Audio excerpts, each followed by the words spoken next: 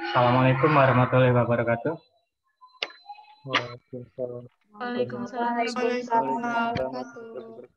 Waalaikumsalam. Semoga pada sehat semua ya. Sebelumnya saya absen dulu ya.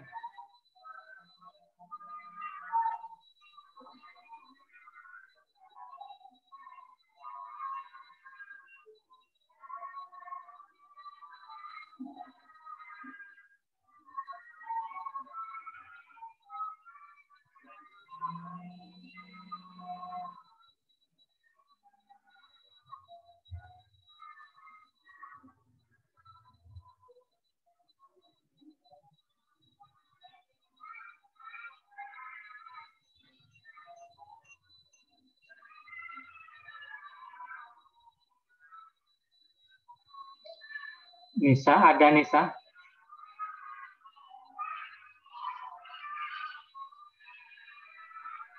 Nisa, udah ada belum? Hadir, Pak. Ebi Pratama, Hadir, Pak. Robi Fajar, Hadir, Pak. Robi hadir. Windy Fauzia, Hadir, Pak. Nirina Antika, Hadir, Pak. Mita Aprilia, Hadir, Pak. Resi Mustika, Hadir, Pak. Anissa Nurmalasari, Hadir, Pak. Pina Agis Wahyuni,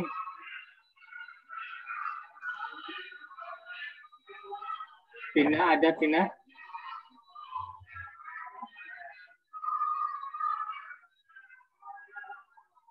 Ai Putri,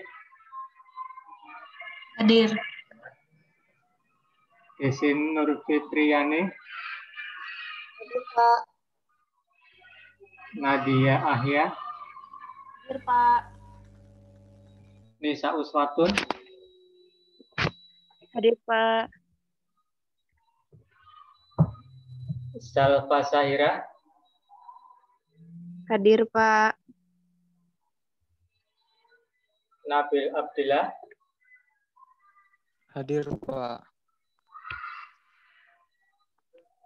Lutfi Fadila, Hadir, Pak. Vicky Yuliani, Hadir, Pak. Nuga Ayu Azhara, Hadir, Pak. Siva Aulia, Hadir, Pak. Pandu Nurdiansyah, Hadir, Pak. Sita Rahmawati, Hadir, Pak. Muhammad Rifhan, Hadir, Pak. Ria Gita, Hadir, Pak. Sri Asih, Hadir, Pak. Anindya Nur Ali Vanisa, Hadir, Pak. Muhammad Hilmi,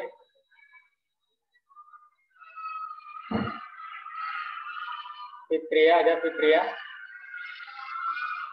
Hadir, Pak. Muhammad Hilmi, ada nggak Muhammad Hilmi? Muhammad Hilmi, belum ada. Eka Yuniarti, Hadir. Hadir. Widianti, Hadir, Pak. Novia Dwi, Hadir, Pak. Rara Santi, Sakit, Pak. Sakit, Pak, dirawat. Sally Silviana, Hadir, Pak. Sally Ade Putri, Hadir, Pak. Tira Pratiwi, Tira ada Tira, Hadir, Pak. Aisiti Nur Hadir, Aziza, Pak. Revita Sukiyatul, Hadir, Pak. Hadir, Pak. Agi Suprayogi, Hadir, Pak. Siti Daniati, Siti ada, Hadir, Pak. Rindu Alisa, Hadir, Pak. Ayu Zakia, Hadir, Pak. Hadir. Nike Widya, Hadir, Pak. Hadir. Rifa Sofiatul, Hadir, Pak. Muhammad Prayoga, Hadir, Pak.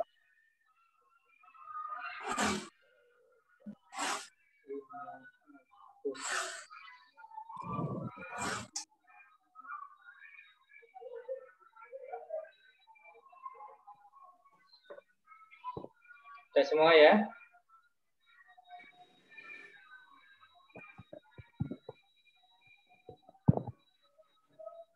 Saya share dulu materinya sebentar.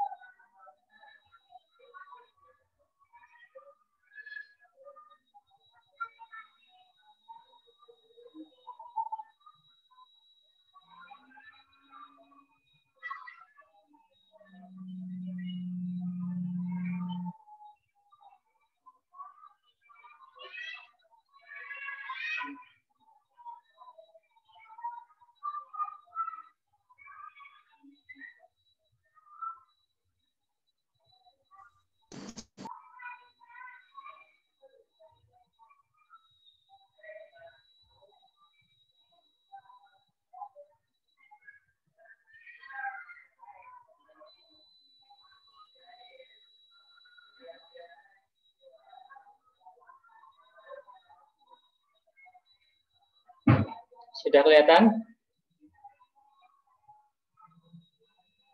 Sudah, Pak.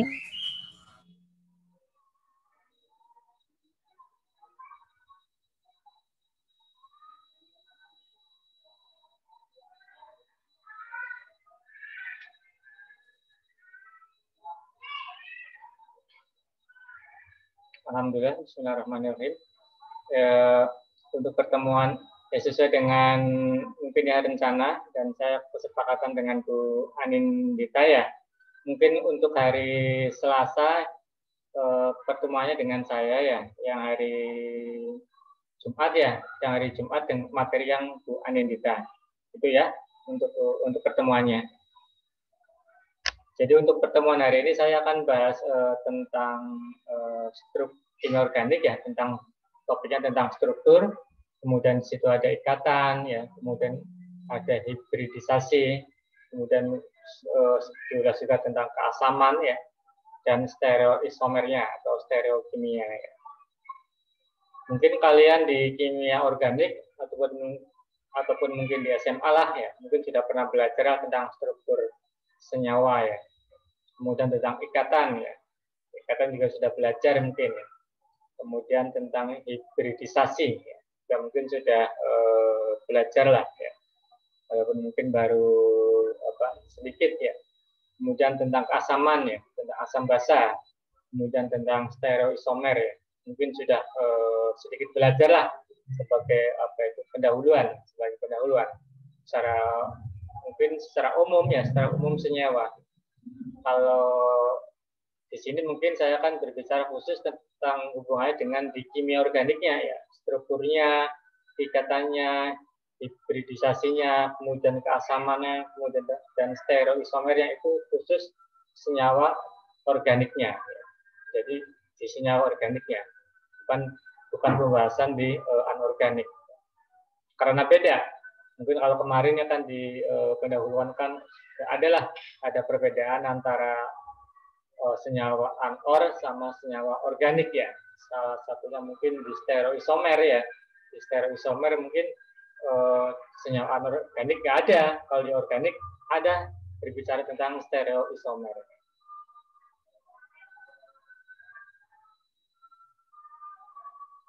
Apakah kimia organik itu ya? Mengapa begitu banyak orang perlu mempelajari kimia organik ya? Kalau misalkan kalau di bidang kimia, kalau kimia organik kan salah satu bidang ilmu dari kimia ya, salah satu bidang ilmu kimia. Kalau di kimia banyak bidangnya, salah satunya kimia organik ya. Ada lagi kimia analit ya, ada lagi biokimia, ada lagi kimia polimer, ada lagi kimia fisika. Banyak macamnya, ada lagi kimia bahan alam ya.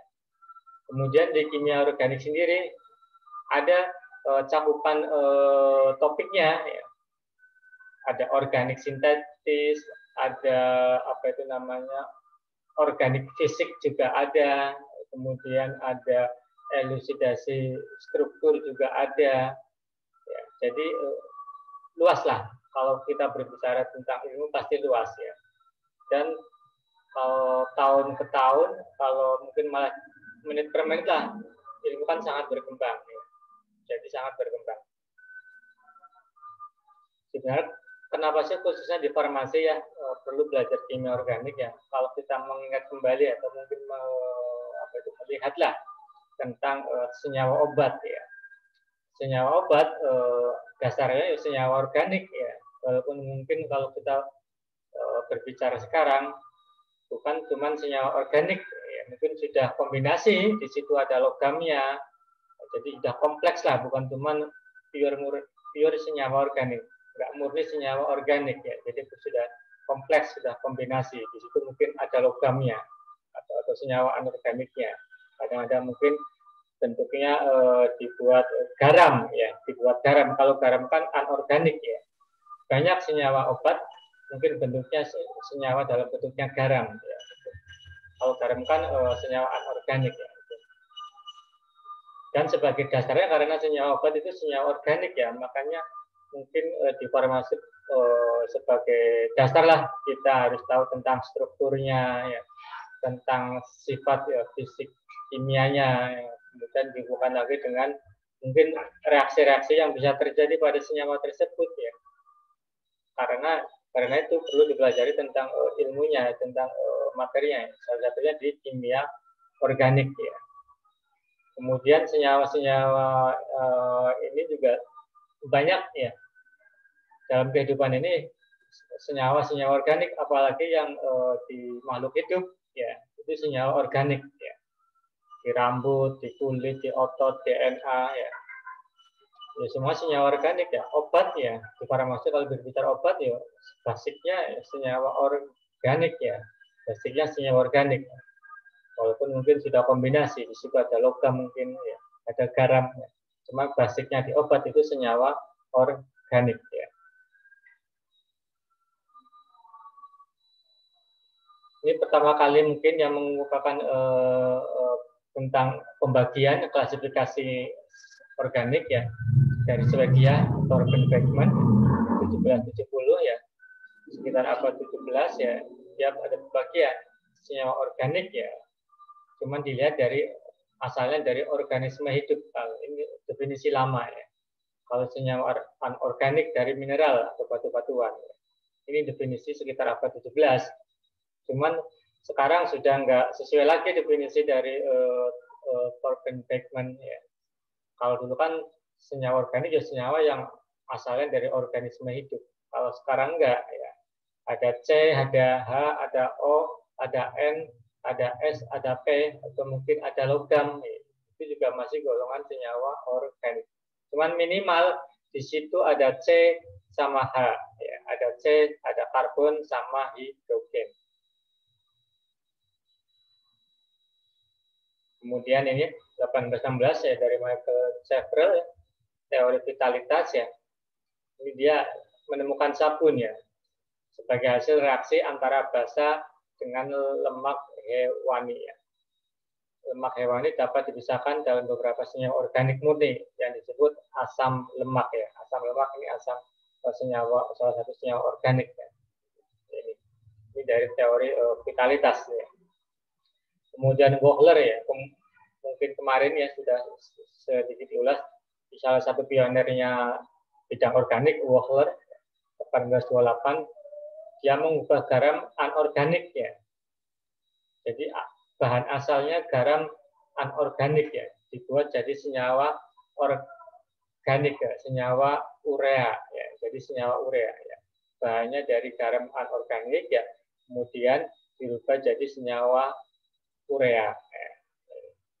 Senyawa urea banyak dipakai dalam penelitian penemuan obat ya. Kalau kalian mungkin ya lihat strukturnya ya, struktur senyawa obat banyak mungkin yang kandungannya kandungan gugus urea, kandungan gugus urea. Banyak senyawa obat yang ada kandungan gugus ureanya. Ada juga gugus tiourea. Ya. Kalau perbedaan urea sama tiourea di atom C, atom O-nya. Kalau pada urea ini CO, kalau pada tiourea O-nya diganti sama S. Ya. Terus terang kalau saya sendiri menggeluti pengembangan obat dengan gugus urea dan tiourea. Kalau kalian baca di Google Scholar saya mungkin penelitiannya banyak tentang tiourea ya, sintesis tiourea. Ini sebagai pengingat ya, yang harus kalau kita belajar hubungannya dengan kimia, kemudian dihubungkan lagi dengan organik, senyawa organik dan farmasi ya. Harus diingat kembali tentang tabel periodik ya. Karena kalau kita bisa mau menjelaskan tentang fenomena senyawa organik, ya minimal harus paham dasarnya tentang tabel periodik kedudukan masing-masing atom ya di golongan yang golongan A berapa, 1A, 2A, ataukah sampai 8A, ataukah periode 1, periode 2, atau periode 7. Itu kan masing-masing punya karakteristik sendiri ya. Masing-masing punya sifat yang sendiri-sendiri ya. Ataukah itu atomnya itu logam atau non-logam, atomnya ataukah lebih ke asam, ataukah lebih ke basa. Itu kan bisa kebaca dari tabel periodik ya. Kalian di SMA harus sudah hafal ini ya. Pengalaman saya di SMA dulu suruh menghafal ini ya. Suruh menghafal ini. Misalkan aja kalau golongan 1A, kalau 1A saya dulu menghafalnya ya apa ya? Helena kawin Rabu cupis frustasi. Sampai sekarang saya hafal kalau golongan 1A ya HLINA KRBCS. Kemudian kalau golongan 8A saya dulu menghafalnya sama guru kimia kayak nenek arep kritik senenge randa. Nggak masalah, namanya jembatan keledai, yang penting membuat kita itu hafal selamanya. Mungkin kalian juga beda-beda cara menghafalnya. Biar seterusnya hafal, terserah kalian. Terserah kalian menghafalnya pakai jembatan keledai yang gimana. Pengalaman saya dulu SMA sampai sekarang hafal golongan 8A, apa golongan 7A, apa tidak apa. Sampai sekarang hafal ya, karena ya itu ada media untuk menghafal lewat jembatan keledai biasanya dulu diajari. Emang sampai sekarang tetap hafal itu loh. Cuman tinggal sekarang kalau kita belajar organik, kita hubungkan fenomena parameter atau sifat tabel periodik untuk menjelaskan fenomena yang di senyawa organik ya. Kenapa misalkan asam HCl kemudian HBr, HF, HI itu lebih kuat yang mana itu? Kenapa lebih kuat? Kenapa lebih lemah? Ya. Kemudian kenapa yang misalkan golongan 1A ke bawahnya basanya lebih kuat? Ya. Kenapa kok dari atas ke bawah basa lebih kuat atau basa lebih ringan? Harus dipahami kembali ya. Harus diingat kembali sifat tabel periodiknya ya. Saya percaya di SMA hafalah ya. Tentang jari-jarinya, elektronegatifan, kemudian afinitasnya, ya. kemudian asam basanya, kemudian logam non logamnya. Ya. Sekarang tinggal diingat kembali ya. Kalau yang sudah lupa ya harus dibaca kembali, diingat kembali dan dipahami kembali tentang sifat-sifatnya. Gitu ya. Karena pasti akan dihubungkan dengan tabel periodik ya. Kalau di organik berbicaranya yo, karena kan senyawa, struktur senyawa, jadi yo pasti penyusunnya yo atom-atom yang ada di tabel periodik ya, makanya harus paham ya, pahami kembali. Kalau yang sudah lupa harus pahami kembali ya, coba pahami kembali, ingat kembali.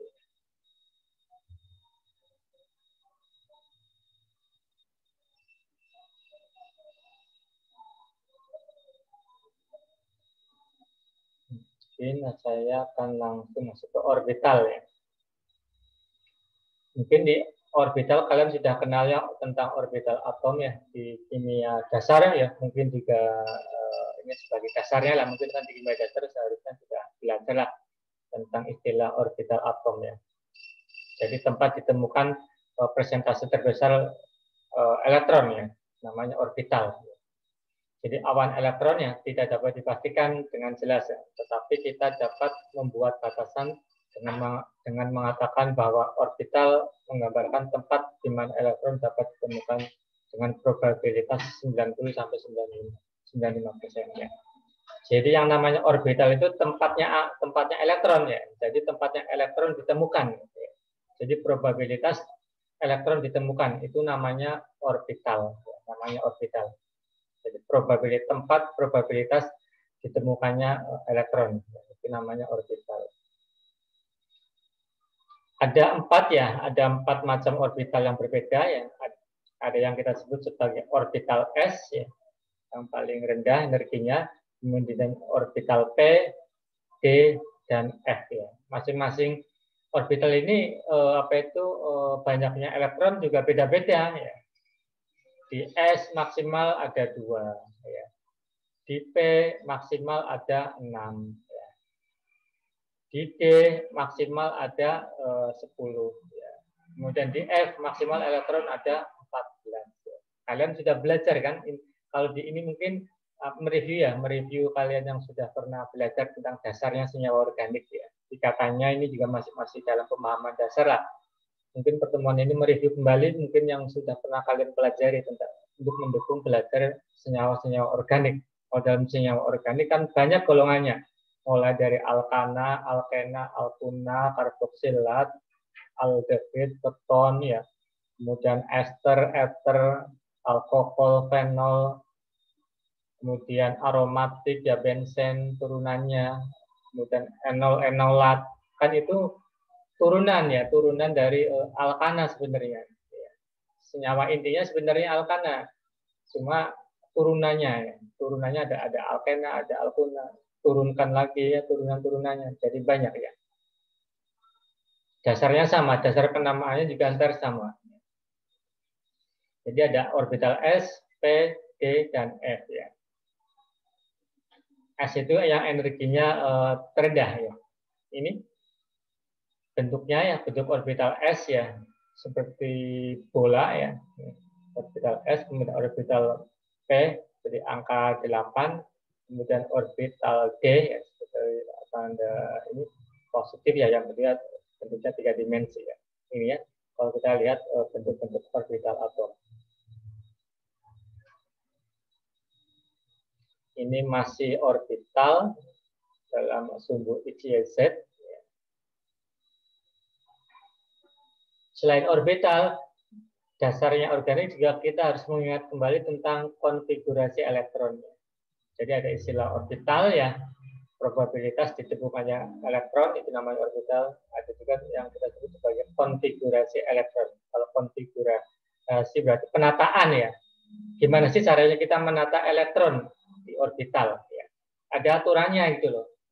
Di S itu maksimal 2, di P itu maksimal 6 ya. Di D itu maksimal 10. Di yang F maksimal 14. Jadi ada aturannya kita menata elektron di orbital-orbitalnya. Orbital S, P, D, F. Jadi nggak boleh kita itu langsung naruh elektron di orbital D. Jadi harus mulai dari S dulu. Kalau S sudah penuh baru P, kalau P-nya sudah penuh baru D, kalau D-nya sudah penuh baru yang lanjutannya. Itu jadi mulai dari energi yang terendah elektron akan berada. Aturannya yang disebut konfigurasi, jadi penataan elektron. Konfigurasi elektron menggambarkan penataan energi terendah dari suatu atom. S dulu, kalau S sudah penuh baru P-nya terisi. Kalau P penuh baru D. Kalau D-nya penuh baru masuk ke F. Gitu ya.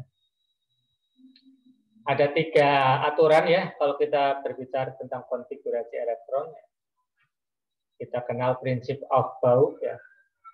Orbital dengan energi paling rendah diisi pertama kali.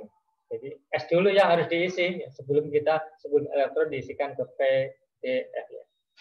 Ini maksud dari prinsip Aufbau. Jadi orbital dengan energi paling rendah diisi dulu. Kemudian ada lagi aturan larangan Pauli ya. Hanya ada 2 elektron yang dapat mengisi orbital yang sama dan keduanya harus memiliki spin yang berlawanan. Ini ya. Jadi kan kalau orbital S kan cuman punya satu tempat ya. Jadi satu tempat aja itu cuma diisi 2. Kemudian kalau orbital P punya 3 tempat ya, masing-masing tempatnya itu diisi oleh maksimal 2 ya. Spinnya beda. Ntar bisa kita lihat di sini contohnya ya gimana.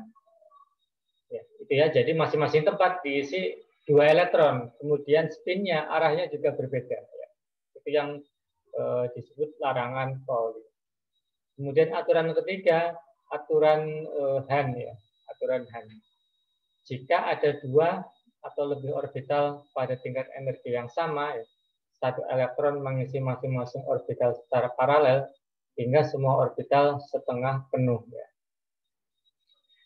Ini maksudnya misalkan ya kalau pada orbital orbital P kan maksimal isinya itu 6 ya. Orbital P kan ada 3 tempat ya.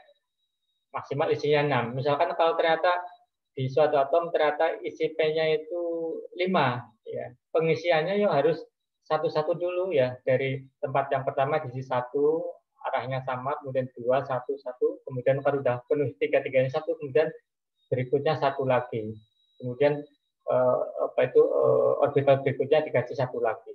Ya, itu ya. Jadi harus diisi semua penuh dulu, jangan sampai yang 2-nya penuh, 1-nya kosong ya.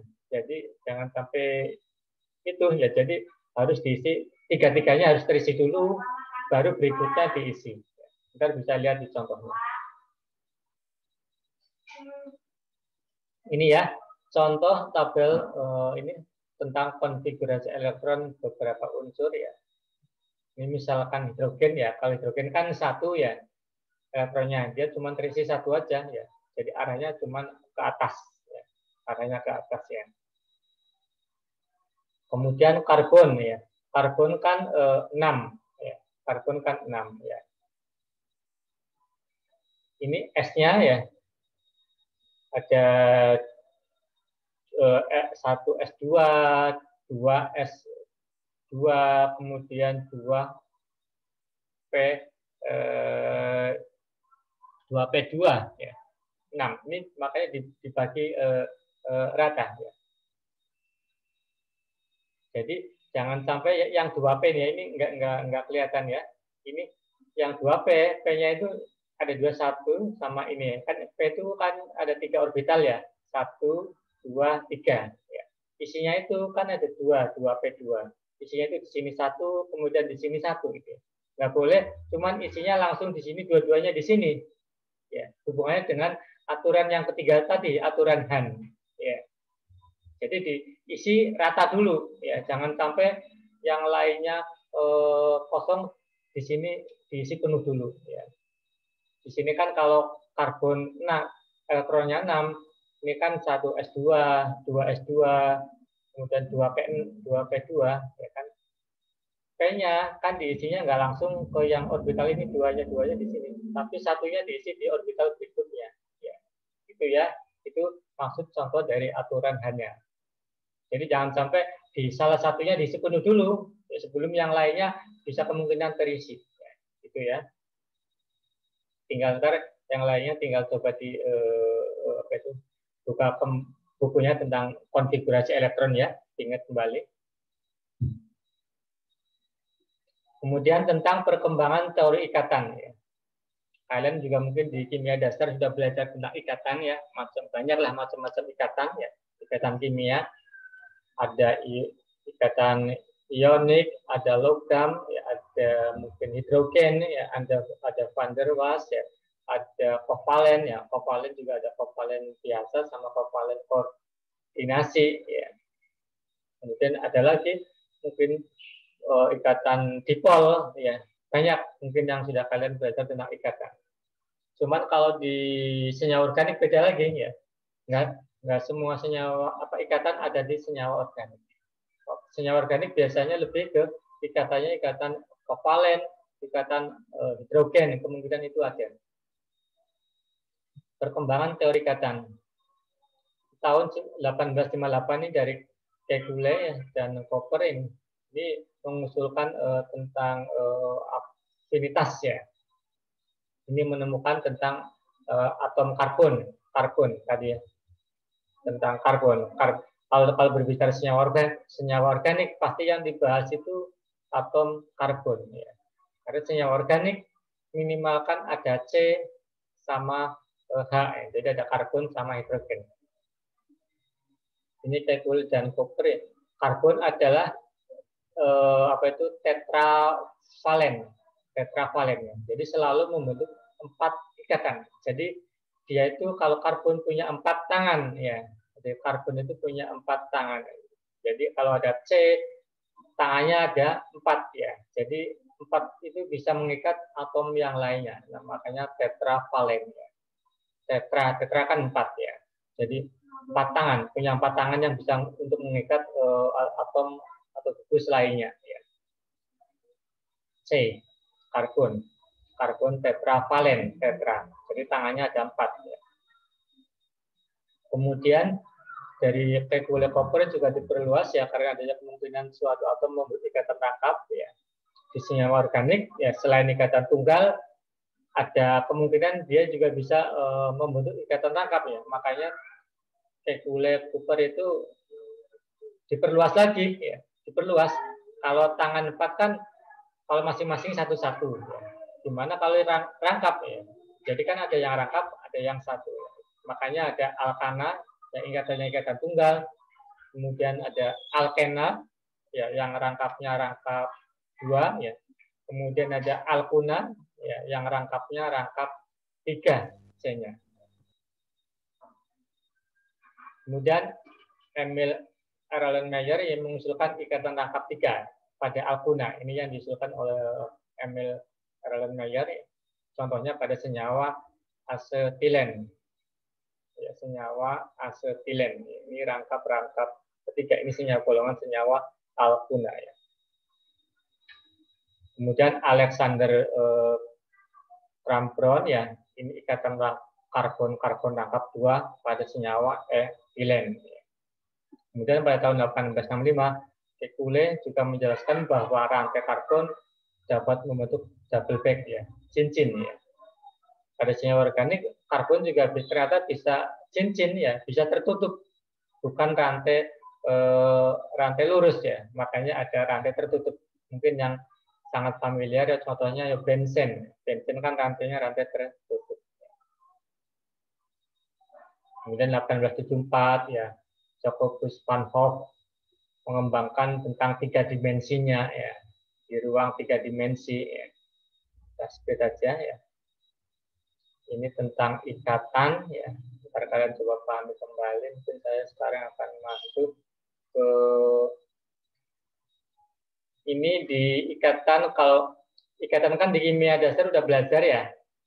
Di situ ada ikatan ionik ya. Mungkin di sini saya akan mengulas sedikit tentang ikatan kovalen ya. Ikatan kovalen ya diusulkan pertama kali oleh Lewis ya pada tahun 1916 ya. Jadi gabungan atom-atom netral yang berikatan kovalen ya disebut molekul ya. Jadi yang disebut molekul gabungan atom-atom netral ya. Itu yang kita sebut molekul ya. Jadi kalau molekul gabungan atom-atom netral ya, yang berikatan kovalen. Kan ada istilah molekul, ada istilah senyawa ya. Ada istilah molekul, ada istilah senyawa ya. Kalau molekul definisinya gabungan atom-atom netral yang berikatan kovalen ya. Itu molekul ya. Kalau senyawa beda lagi. Kalau senyawa bisa muatan ya, atom-atom yang muatan bisa bergabung jadi senyawa ya. Beda. Nah, jadi harus bisa membedakan antara senyawa sama molekul ya. Kalau senyawa dari atom-atom yang muatan ya, itu bisa kita sebut senyawa. Tapi kalau molekul jadi atom-atom yang netral ya. Makanya ikatan kovalen ya. Kalau senyawa kan banyak kan ikatan ionik, ikatan logam itu. Kemudian tentang molekul stabil ya, menghasilkan konfigurasi gas mulia pada masing-masing atomnya. Ini mungkin kalian harus mengingat kembali tentang penyusunan dekonfigurasi tentang teori oktet ya. Di SMA pernah lah ya, teori oktet ya. Jadi molekul stabil mendekati konfigurasi gas mulia ya, teori oktet ya. Mungkin di sini saya nggak akan menjelaskan detail tentang teori oktet ya. Di SMA sudah, tinggal kalian coba ingat kembali teori oktet ya. Jadi kalau molekul senyawa, molekul stabil, dia konfigurasinya akan mendekati konfigurasi gas mulia ya. Yang helium ya, kemudian neon ya, kripton ya, itu jadi konfigurasinya mendekati gas mulia. Ini contoh pembentukan ikatan kovalen ya, misalkan C ya, ini C tadi ya, C itu kan tangannya 4 ya ini. Jadi masing-masing sisi ada satu elektron ya, satu elektron yang bisa dipakai untuk ikatan. Ya. Jadi masing-masing ini akan disumbangkan untuk berikatan. Kalau contohnya pada metana ya, jadi kan H yang dibutuhkan ada 4 ya, masing-masing ini akan bergabung. Satu elektron dari C, satu elektron dari H. Ini bergabung masing-masing berikatan dengan ikatan kovalen ya, membentuk metana.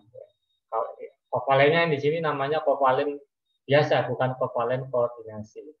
Kalau kovalen biasa kan elektronnya dari sumbangan dari kedua-duanya. Sumbangan dari C ada 1, sumbangan dari H ada 1. Itu kovalen biasa. Beda lagi kalau kovalen koordinasi. Kalau kovalen koordinasi, elektron yang dibagi untuk ikatan sumbangan dari salah satunya aja, ya, dari salah satu atomnya, bukan dari 2 atom yang berikatan.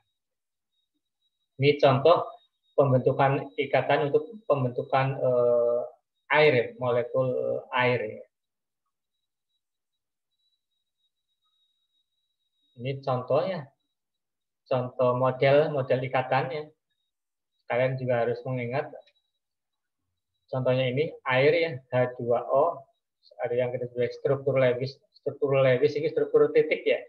Jadi yang membentuk titiknya. Jadi elektronnya dilambangkan sama satu titik sehingga jadi satu elektron. Jadi antara H sama O ada 2 elektron yang dipakai untuk ikatan. Satunya dari H, satunya dari O. Gitu ya.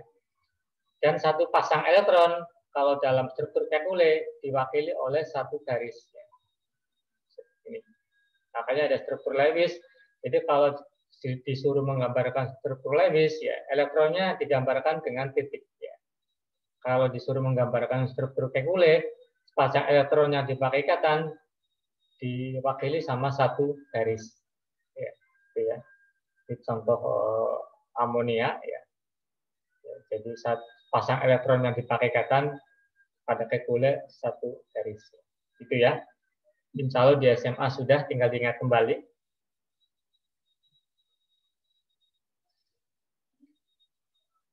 Kesimpulan dari bahasan tadi ya, ikatan ion dihasilkan dari perpindahan elektron dari satu atom ke atom yang lain, ikatan ion. Mungkin di organik kita nggak bahas tentang ion. Kemudian tentang ikatan kovalen dihasilkan dari pemakaian bersama-sama sepasang elektron. Kalau senyawa organik lebih fokusnya ke ikatan kovalen. Kemudian atom memindahkan atau membuat pasangan elektron untuk mencapai konfigurasi gas mulia. Konfigurasi ini biasanya adalah 8 elektron dalam telur. Ini yang kita sebut teori oktet ya. di SMA sudah belajarlah kita tentang teori oktet ya. Ini tentang teori orbital ya, mungkin saya akan split karena materi yang lumayan banyak nih. Kemudian tentang ini mereview kembali tentang hibridisasi ya, khususnya senyawa organik ya.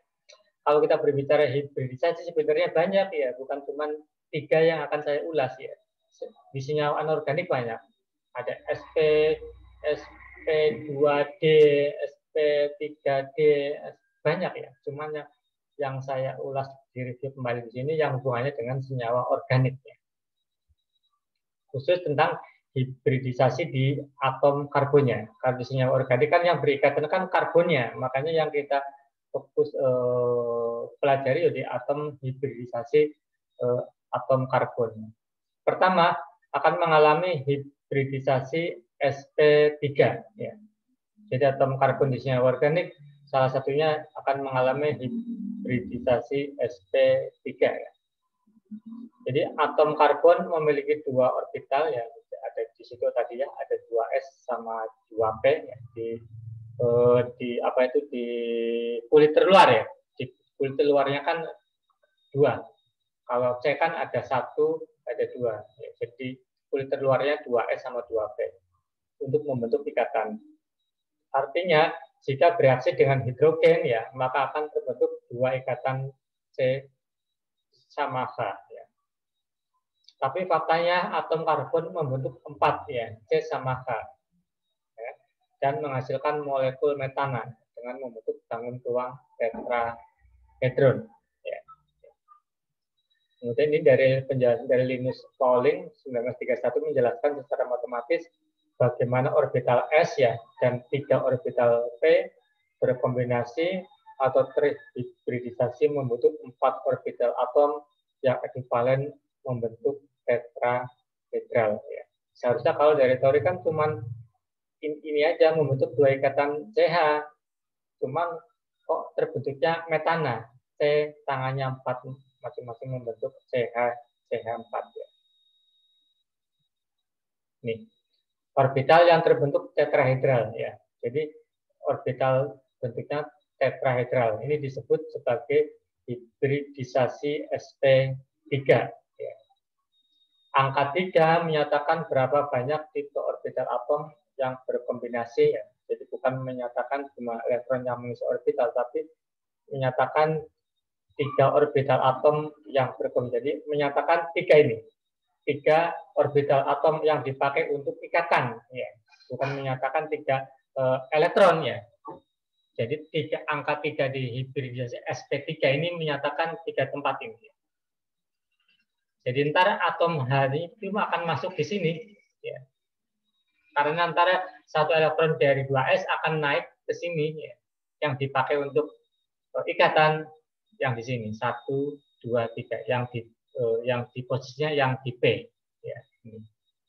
Ini maksud dari sp3. Jadi maksudnya bukan 3 elektron yang dipakai untuk ikatan, tapi 3 orbital yang dipakai untuk ikatan. Otomatis ada karena ada ikatan, otomatis harus ada elektron. Elektronnya berasal dari mana? Dari 2s yang di sini. Naik. Itu ya. Ini penjelasan tentang kestabilan ya. Kenapa CH4 itu lebih membentuk lebih mudah membentuk CH4 daripada CH2 ya. Bisa dilihat dari ini. Dari konfigurasi di atas, maka atom karbon hanya dapat membentuk 2 ikatan. Contohnya CH2 ya. Jadi ada 2 kemungkinan sebenarnya kalau C sama H bergabung ya.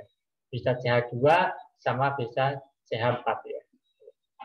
CH2 sangat jarang ditemukan ya. Jadi lebih banyak terbentuk molekul CH4 ya.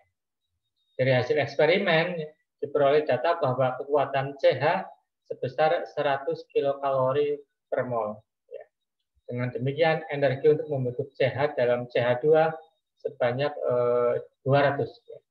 Jadi lebih banyak energinya. Ya. Lebih banyak energinya kalau dia membentuk CH dalam bentuk CH2.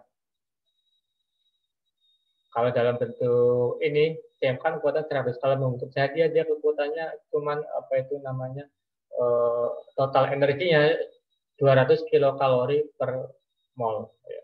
Makanya kurang stabil kalau dibandingkan dengan CH4, lebih rendah energinya. Makanya intinya kalau kita ya mereaksikan antara A sama B ya, misalkan aja hasilnya akan terbentuk jadi 3 senyawa. Pasti yang persentase paling banyak, persentase yang paling stabil ya. Masalahnya kalau kita mereaksikan suatu reaksi, pasti hasilnya bukan cuma 1 ya, kadang-kadang 2, kadang-kadang 3 ya. Cuman persentase yang terbesar itu produk-produk yang paling stabil ya. Produk yang paling stabil itu yang energinya itu energi ikatannya paling rendah ya, gitu ya.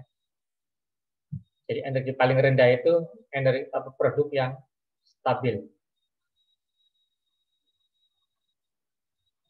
Mungkin saya akan ini ya, kalau tadi ini ya, kalau pada CH2 energinya 200 ya, 200 kilokalori. Ya. Tapi kalau pada CH4 ya, kekuatannya energinya ini 104, kan lebih kecil. Ya. Ya, energi kekuatan ikatannya itu lebih kecil ya, makanya lebih stabil ya. Makanya lebih stabil CH4 itu. Itu ya. Kenapa CH4 kenapa C sama H kalau berikatan lebih banyak, lebih mudah membentuk metana daripada membentuk CH2-nya ya, karena yaitu energi ikatan CH4-nya itu lebih rendah. Jadi ini produk yang lebih stabil. Ini contoh lainnya ya, yang etana ya. Etana C2H6 ya, mungkin akan dibahas banyak pada pembahasan alkana ya. Misalnya itu contoh aja. Ini tentang 3 dimensi. Jadi kalau sp3 ya, kalau sp3 itu untuk C pada senyawa alkana ya. Itu ya. Jadi kalau C hibridnya sp3 itu C-nya C pada senyawa alkana ya. Katanya ikatan tunggal itu ya, hibridnya itu sp3. Jadi kalau C ikatannya tunggal, dia hibridnya itu sp3. Kemudian kita lanjut tentang hibridisasi yang sp2. Kalau sp2 beda lagi, kalau sp3 itu pada ikatan tunggal, kalau sp2 pada rangkap 2 ya, pada alkena ya. Contohnya ini pada etilen ya. Ini ya. Hibridisasi sp2 terjadi jika satu elektron tereksitasi ke orbital p. Akibatnya atom karbon yang terhibridisasi sp2 hanya dapat membentuk 3 ikatan sigma dan 1 ikatan pi. Ya. Ini hibridisasi sp2 pada alkena. Ini 3 dimensinya. Kemudian yang terakhir tentang hibridisasi C yang sp. Ya. Tadi kalau C yang sp3 itu hibridnya pada senyawa alkana. Kalau hibridnya C yang sp2 itu pada senyawa golongan alkena. Yang terakhir kalau hibrid C pada sp itu pada yang alkuna ya. Jadi rangkap 3 ya, pada rangkap 3. Gitu ya. Mungkin sedikit mereview tentang hibridisasi khususnya tentang senyawa karbon ya. Jadi di senyawa karbon ada hibrid sp3 pada alkana, kemudian sp2 pada alkena, kemudian CSP pada alkuna ya. Gitu ya. Ini kita lewat aja. Ini contoh ini aja tentang karakteristik ikatan beberapa senyawa organik ya. Misalkan metana ya, ikatannya itu 104 ya, panjang ikatannya 1,1 angstrom ya. Kemudian pada etana ya, kekuatan ikatannya 88 ya, panjang ikatan 1. Intinya signifikan ya. Kalau kekuatannya lebih besar, dia otomatis panjangnya akan lebih dekat ya. Ini kan. Contohnya kalau kita bandingkan antara metana sama etana ya. Kekuatannya 104 ya. Panjangnya 1,2. Yang etana 88 dia lebih jauh lagi. Signifikan jadi dia. Sama aja lah kalau ini Kalau yang jaraknya dekat, dia akan punya kekuatan ikatan yang lebih tinggi daripada yang jaraknya itu jauh, gitu ya. Sama aja sinyal. Kalau dekat kan sinyalnya akan kuat ya. Kalau jaraknya jauh kan dia sinyalnya akan kecil ya. Itu sama aja dengan kekuatan ikatan. Kalau dekat, dia kekuatan ikatannya akan besar ya. Kalau jauh kekuatannya akan kecil, gitu ya. Itu mengenai hubungan sama kekuatan sama panjang ikatan itu signifikan di situ. Kalau kita bandingkan lagi ya tentang etena, alkena ya. Kalau kita bandingkan sama metana sama etena, ternyata kekuatan ikatannya itu lebih kuat sama etena. Kalau kita bandingkan lagi sama alkunanya ya, ternyata alkuna kalau sama etena ya lebih kuat etena. Ya, tinggal kita pahami kembali ini contoh atom nitrogen. Selain kita C ya, yang biasanya kita sedikit diulas tentang hibridisasinya itu kalau C kan ada 3 ya, sp3, sp2 sama sp. Kemudian N juga harus tahu hibridisasinya. Ya. Kalau N hibridisasinya itu hibridisasi sp3 ya, karena dia bisa berikatan dengan 3 atom lainnya. Salah satunya yang membentuk NH3. Kalau kalau C kan bisa punya tangan 4 ya. Kalau C kan punya tangan 4. Kalau N itu punya tangan 3 ya. Ini yang dipakai untuk berikatan dengan atom lainnya. Dan ketambahan punya 1 pasang elektron bebas. Ini contoh N ya. Jadi ada sp2 dan sp ya. Pada hibridnya N ya. Kalau di C kan ada sp3, ada 3-3 ya, sp3 sama sp2. Kalau di N ada sp2 sama S. Sama sp, jadi sp sama sp2. Dia mereview tentang hibridisasi. Kemudian berikutnya mereview tentang ikatan kovalen, tentang lebih ikatan kovalen di senyawa organik. Itu kita hubungkan dengan kepolaran ya. Jadi kalau di organik ya, kita juga harus sudah mulai belajar tentang memprediksi ya, senyawa ini kira-kira sifatnya polar atau non polar ya. Kemudian tentang asam, apakah lebih asam ataukah lebih basa ya. Jadi kita dari struktur sudah kelihatan ya. Jadi kalau kita sudah belajar tentang kimia organik dan struktur senyawa organik harus sudah paham, harus sudah bisa memprediksi. Oh, berarti struktur yang kayak gini itu sifatnya polar. Oh, kalau kayak gini berarti sifatnya lebih non polar. Oh, kalau struktur yang kayak gini berarti sifatnya dia itu lebih ke asam. Oh, kalau struktur yang kayak gini berarti sifatnya lebih ke basa ya. Itu target salah satunya kalau kita sudah belajar organik ya. Jadi kita bisa menentukan struktur ini berarti polar non polar. Oh, struktur gini berarti asam, berarti basa. Itu ya. Jadi salah satu manfaat belajar organik kita harus bisa menentukan itu polaran, keasaman, kebasaannya. Polaritas dan elektronegativitas ya. Ikatan CC dalam etana ya merupakan contoh ikatan kovalen ya, tadi ya. Organik ikatan kovalen ya. Elektron dalam ikatan tersebut memiliki bersama oleh kedua atom C. Akibatnya terjadi distribusi elektron yang simetris di dalam ikatan. Ikatan kovalen polar artinya elektron ikatan dipegang lebih kuat oleh salah satu atom. Jadi kalau kita berbicara ikatan kovalen, kalau di senyawa organik berarti ada ikatan kovalen polar, ada kovalen non polar. Ya. Makanya ada senyawa organik polar, ada senyawa organik non polar ya, karena dihubungkan dengan ikatannya. Ikatannya lebih kovalen polar atau ikatan kovalen non polar ya. Ini yang ikatan kovalen polar, elektron ikatan dipegang lebih kuat oleh salah satu atomnya. Jadi elektronnya akan terikat kuat ke salah satunya ya. Kalau misalkan yang dari diagram ini jelas ya. Ini elektron simetris ya. Ini kovalen ya.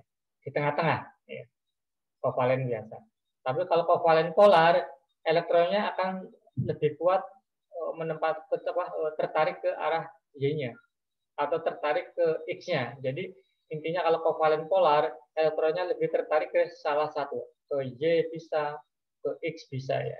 Jadi intinya elektronnya akan ngumpul tertarik ke salah satu atomnya. Itu kovalen polar ya. Itu ya. Kalau kalau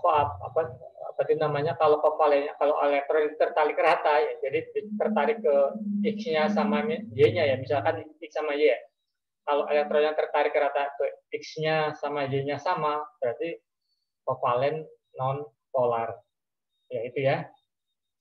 Jadi kalau elektronnya tertarik ke salah satu itu kovalen polar, jadi senyawanya otomatis senyawa organik yang polar gitu loh.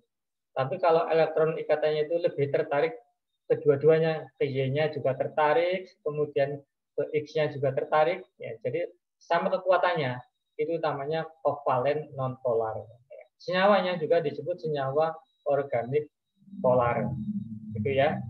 Ini kalau kita bandingkan senyawa logam, ya.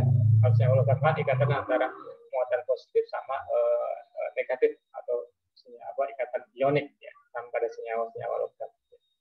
Senyawa organik berbicaranya di sini ya.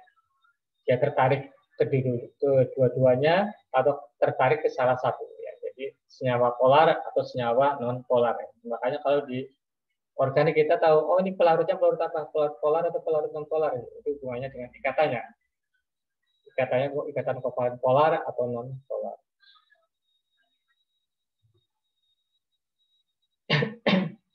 Kemudian di sini juga mengulas sedikit tentang elektronegativitas ya.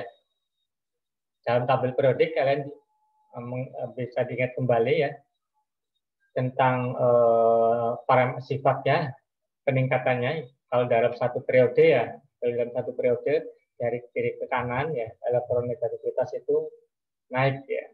Jadi kalau dari kanan ke kiri dia turun. Beda lagi kalau dalam satu periode ya. Kalau dalam satu periode elektronegativitas itu yang paling tinggi itu yang di atas ya. Jadi dari atas ke bawah itu turun. Ya, itu ya. Ini kan sudah dipelajari lah, tinggal kalian coba ingat kembali. Karena itu besaran ke elektronegativitas ini juga harus paham ya, karena kita kalau memahami struktur organik salah satunya dibahas dari tentang elektronegativitas ke elektronegatifannya ya. Ini makanya harus tetap ingat ya. Kalau F sama Cl lebih kuat mana elektronegatifannya? Kalau F sama I lebih kuat mana? Jadi harus benar-benar sudah paham ya. Jadi bisa membandingkan. Oh kalau ini berarti lebih kuat yang mana? Gitu ya. Misalkan dalam golongan yang sering kan golongan 7A ya. F, Cl, Br, I. Jadi kalau berbicara ke elektronegatifannya, yang paling kuat, yang paling besar ke elektronegatifan F-nya. Kemudian Cl, kemudian Br, kemudian I. Jadi turun dari atas ke bawah, elektronegativitasnya turun. Beda lagi kalau ini. Ini kalau kita ingat ya, kalau kita hubungan sama salah satu contoh struktur ini, yang klorometana ya. Ini ntar kalian kenal belajar kloroetana itu di pembahasan tentang alkil halida. Ya, ini salah satu contoh senyawa alkil halida. Ya. Ini ya. Struktur klorometana ya, ini C ketiganya mengikat H, salah satunya mengikat Cl, klorometana ya. Ada C sama H, kan ada perbedaan ke elektronegatifan ya. C sama Cl ya. Itu elektronegativitasnya lebih besar mana? Ya, kalau dilihat dari tabel, mengingat kembali tabel periodiknya, pasti ke elektronegativitas Cl akan jauh lebih besar. Ya. Makanya elektron dia akan tertarik ke arah Cl. Ya. Ya. Jadi elektron ikatannya akan lebih cenderung dia itu akan ngumpulnya itu ngumpul di Cl daripada di C. Ya. Makanya senyawanya itu disebut senyawa polar ya. Ya, karena elektronnya akan ngumpul di salah satu aja, jadi di C-nya ya, di C-nya. Ya. Jadi, makanya klorometana itu salah satu contoh senyawa polar ya, karena elektronikatanya akan ngumpul di Cl-nya. Ya. Kenapa ngumpul di Cl? Karena ada beda ke elektronegativitas antara C sama Cl. Ya. C cuma 2,5. Cl-nya 3. Jadi lebih tinggi Cl, makanya elektron akan ngumpul di Cl, tertarik ke arah Cl-nya. Kalau elektronegativitasnya sama, dia nggak akan tertarik C atau Cl. Jadi sama, posisinya di tengah. Baru dia itu non polar. Ya. Ini ya, definisinya elektronegativitas, kemampuan menarik elektronnya. Jadi yang punya elektronegativitas itu dia mempunyai kemampuan menarik elektron. Ya. Sama aja kalau kita lihat ini C sama Cl kan lebih besar elektronegativitas, makanya elektron akan lebih tertarik ke arah Cl-nya. Itu ya. Elektron akan cenderung tertarik ke atom yang lebih elektronegatif.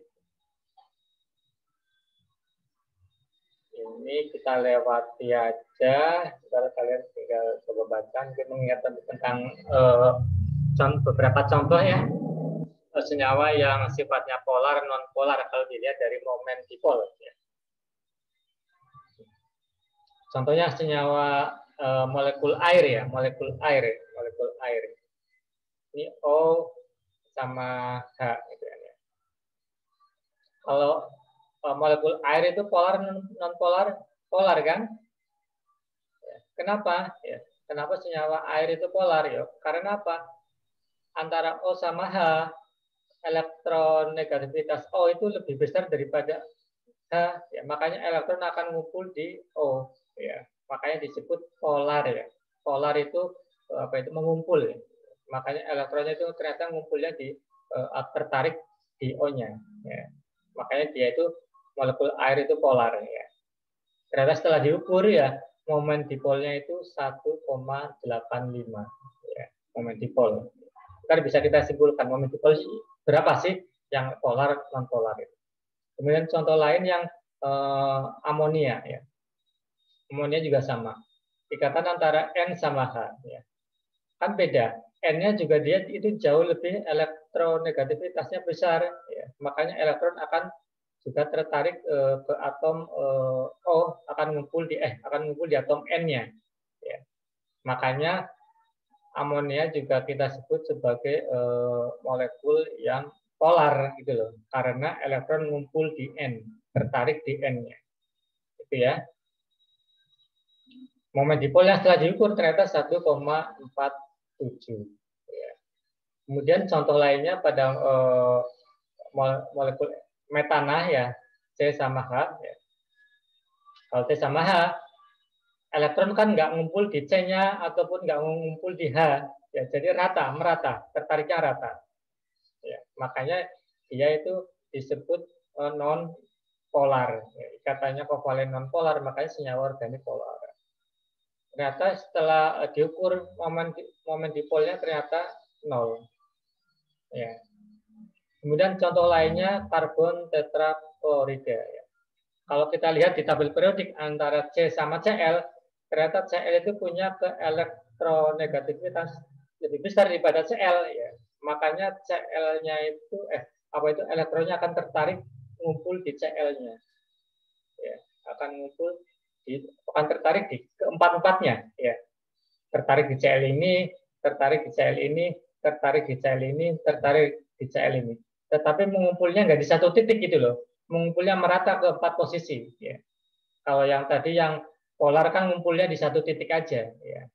Kalau yang Cl4 yaitu walaupun tertarik tapi tertariknya rata ke Cl ini ke 4 sisi, ya. Makanya dia disebut non polar ya. Tertariknya ke semua tempat, ke rata semua tempat. Ya. Kalau yang polar tertarik ke satu titik. Ya. Itu ya. Setelah diukur ternyata momen dipolnya 0. Ya. Jadi dapat kita simpulkan ya. Kalau senyawa polar, momen dipolnya itu pasti lebih besar dari 0. Ya.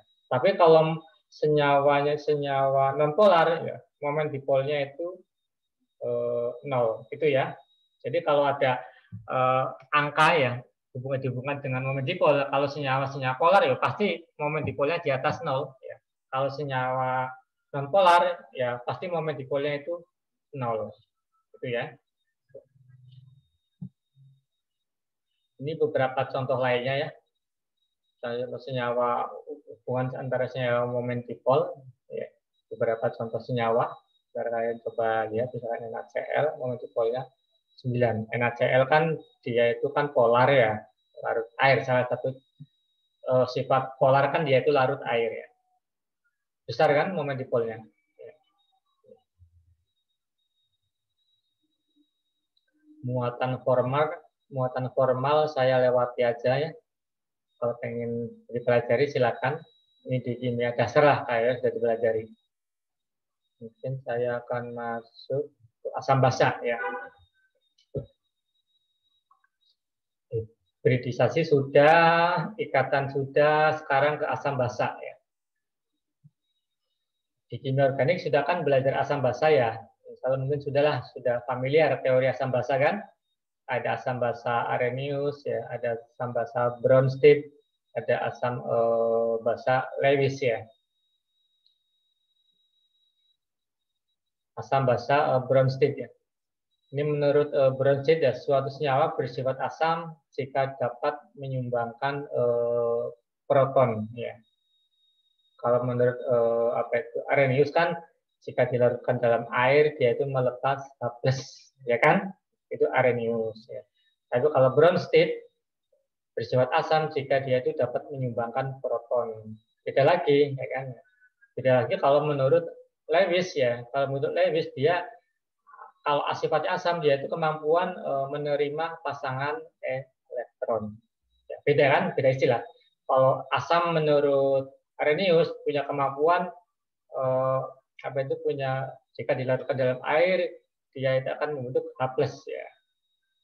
Tapi kalau menurut Bronsted-Lowry asam itu punya kemampuan menyumbangkan H+-nya.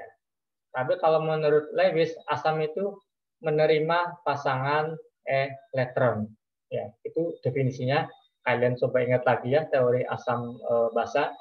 Di sini cuman mungkin akan mereview beberapa aja. Mungkin Bronsted sama Lewis ya, yang akan kita review. Ini ya, ini yang menurut Bronsted-Lowry ya. Jadi punya kemampuan menyumbang ya, punya kemampuan menyumbang protonnya, itu yang disebut sebagai asam. Ya. Contohnya ini HCl. HCl kan dia akan melepas H+ ya, melepas H+, makanya dia itu asam, asam. Ini kan yang lepaskan H+-nya. Kemudian ini basa. Kenapa basa ya? Kenapa basa? Karena dia punya pasangan elektron. Pasangan elektron ini yang akan disumbangkan untuk mengikat ya. Ini definisinya Lewis ya. Basa Lewis. Kalau basa Lewis kan atom yang bisa menyumbangkan pasangan elektron. Ya, makanya ini disebut basa gitu loh. Kenapa? Karena pasangan elektron disumbangkan. Karena senyawa H2 ini punya kemampuan menyumbangkan pasangan elektron. Ya, makanya dia itu sifatnya di sini sebagai basa ya, sebagai basa. Itu ya. Ini contoh reaksi asam basa Bronsted-Lowry ya. Di SMA sudah kan, di kimia dasar mungkin sudah juga diulas, ini mereview sedikit. Asam spesies dengan kecenderungan menyumbangkan proton. Ya. Jadi asam itu bisa melepas H+ ya. Tapi kalau basa ya kecenderungan menerima proton ya. Ini menurut Bronsted ya. Ini mengenai persamaan kestabilannya konstantanya kita lewati. Ini contoh apa? Sekarang yang Lewis. Tadi menurut Bronsted dan Bronsted-Lowry ya. Sekarang ke Lewis. Sekarang di organik biasanya dua itu yang diulas asam basanya. Menurut siapa asam basanya itu? Yang berbeda menurut Lewis. Asam Lewis adalah senyawa yang dapat bertindak sebagai akseptor atau penerima pasangan elektron. Ya. Jadi dia itu menerima pasangan elektron, bukan proton itu ya. Jadi menerima pasangan elektron itu yang disebut sebagai asam. Ya. Jadi asam Lewis itu penerima pasangan elektron. Sedangkan basa yang menyumbangkan, yang ngasih, ya, yang ngasih pasangan elektron. Ini contoh asam basa Lewis ya. Ini ion hidroksida, dia menyumbangkan pasangan elektron untuk mengikat H. Itu juga di metil ether ya. Dia punya dua pasangan elektron yang dipakai untuk berikatan dengan proton trifluorid. Makanya dia itu basa. Contoh lainnya ini, yang trimetilamin ya. N-nya punya pasangan elektron, ya. Punya pasangan elektron dan dipakai untuk ikatan dengan AlCl3, ya, gitu ya. Makanya ini disebut sebagai apa itu basa, ya. Cirinya basa apa? Basa organik. Yang punya atom yang punya pasangan elektron bebas. Ya. Jadi cirinya senyawa basa organik punya pasangan elektron bebas ya. Jadi cirinya basa organik punya atom yang punya pasangan elektron bebas ya, yang bisa disumbangkan untuk berikatan. Itu cirinya ya. Kalau kita melihat strukturnya, oh ini berarti senyawanya tergolong senyawa sifatnya asam atau basa. Oh ini basa organik. Kenapa basa? Karena yaitu punya pasangan elektron bebas ya yang dipakai untuk berikatan. Itu bisa dilihat dari situ ya. Kalau di suatu senyawa molekul ada atom yang punya pasangan elektron bebas, ya pasti kemungkinan terbesar dia itu sifatnya basa ya, bukan asam. Ya. Itu ya. Makanya cirinya harus kita pahami ya. Ciri-cirinya harus kita pahami. Sekarang kita langsung menentukan asam dan basa organiknya. Oh, struktur kayak gini itu asam atau basa? Asam dicirikan oleh adanya atom hidrogen yang terpolarisasi positif. Ya. Terdapat dua macam asam organik ya. Yang pertama adanya atom hidrogen yang terikat pada atom oksigen. Ya. Contohnya ini ya. Jadi ada dua ciri asam pada senyawa organik ya. Jadi ada atom H yang terikat sama O. Ya. Ciri yang pertama asam organik ya, ada atom H yang terikat sama O. Ya, O-nya terikat sama C. Ya. Ini sebagai ciri pertama. Ciri pertama senyawa asam organik. Jadi ada atom H yang terpolarisasi, maksudnya terikat dengan atom O, O-nya terikat sama C. Ini bisa digolongkan sifatnya asam. Ya, gitu ya. Kemudian yang kedua, ada atom H terikat atom O, O-nya terikat sama karbonil. Ya. Itu cirinya, ciri asam organik. Ya. Jadi ada dua cirinya. Kalau ada atom H terikat O, O-nya terikat C. Bisa juga ada atom H terikat O, O-nya terikat CO. Jadi kalau kita melihat struktur yang ada kayak gininya, ya kemungkinan asam. Ya, kemungkinan sifatnya itu lebih besar ke asam. Gitu ya. Kalau kita cuma melihat ujungnya aja ya, kalau kita melihat ujung kayak gini aja, kemungkinan sifatnya itu asam. Ini contoh beda contoh lainnya yang aseton. Kemudian yang basa organik ya. Kemudian yang basa organik ya. Tadi kan asam sudah ya. Cirinya tadi ada dua kan. H terikat O, O-nya terikat C. Kemudian ada lagi H terikat O, O-nya terikat sama CO. Ya. Jadi lagi cirinya basa organik ya. Basa organik juga ada cirinya gitu loh. Basa organik dicirikan dengan adanya atom dengan pasangan elektron bebas yang dapat mengikat protonnya. Jadi cirinya senyawa basa organik di situ ada atom yang punya pasangan elektron bebas. Contoh yang sangat familiar N ini. Jadi kalau ada molekul yang ada N-nya, pasti dia kemungkinan basa sifatnya. Ya, kemungkinan basa sifatnya. Ya, intinya di suatu molekul kalau ada atom yang punya pasangan elektron bebasnya, ya ini kemungkinan bisa dikatakan basa. Ya. Kalau ini sudah 100% basa kalau ini kan. Ya. Kalau kita melihat cuman di sini ada N, kemungkinan persentase terbesar sifatnya basa. Ya. Kalau ini kan ada dua kemungkinan, ya kan? ini ada ciri dia sifatnya lebih ke asam juga bisa. Cuman kalau kita membaca ciri ke basa juga bisa sifatnya sebagai basa. Ya. Begitu juga dengan asam ini, ya ada pasangan elektron. Ya kalau ada pasangan elektron kan sifatnya juga bisa basa ya. Jadi kalau ada senyawa yang kayak gini ya, sifatnya bisa basa juga ya, tergantung lingkungannya ya. Kalau lingkungannya itu lebih ke apa itu asam, berarti dia lebih sifatnya basa ya. Nah, kalau lingkungannya lebih ke basa, sifatnya dia sendiri akan ke asam ya. Jadi kalau struktur yang kayak gini dia akan melihat lingkungan ya. Kalau ada campurannya gitu loh. Kalau ada campurannya. Kalau diri sendiri ya. Kalau dia sendirian otomatis sifatnya dia asam ya. Cuman bisa sifatnya apa itu basa kalau ada campurannya ya. Ya, kalau bandingan campurannya itu ya, tergantung lingkungannya, tergantung. Kalau dia murni sendiri dia itu sifatnya asam. Tapi kalau sudah ada campuran ya di dalamnya ada campurannya, tinggal dilihat campurnya itu lebih kekuatan asamannya lebih kuat yang mana, apakah lebih kuat asam atau basa ya, tinggal dibaca itu. Kemudian resonansi ya, resonansi juga apa itu namanya materi yang harus dipahami kalau kita pengen memahami tentang senyawa organik. Tentang resonansi. Ini contoh resonansi dalam nitrometana.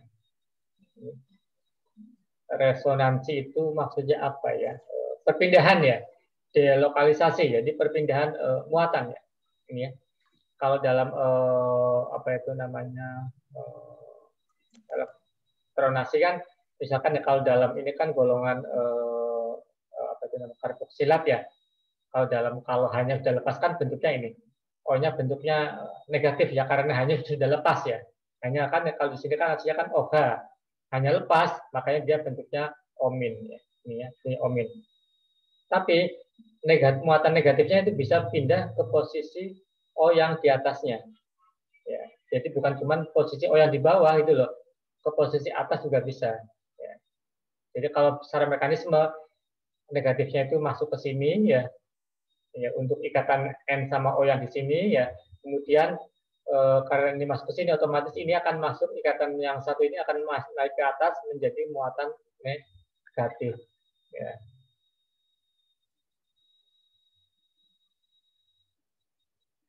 Lengkap. Ya, itu ya. Ini resonansi. Jadi perpindahan muatan. Ya. Kemungkinan ada perpindahan muatan dari posisi yang di bawah ke posisi yang lainnya. Ya. Sama aja dengan benzen. Kalau benzen kan muatan negatifnya akan muatan positifnya atau negatifnya akan pindah-pindah ke 6 posisi ini. Bisa di sini ya. Bisa di posisi ujung ini.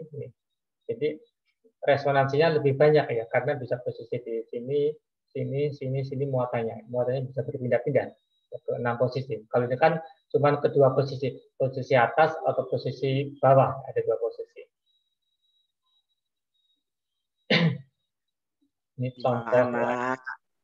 contoh lainnya. Ini yang benzen ya, resonansi benzen. Dan saya akan masuk mungkin ke yang resonansi anion asetat ya, anion asetat. Ini menggambarkan struktur ya.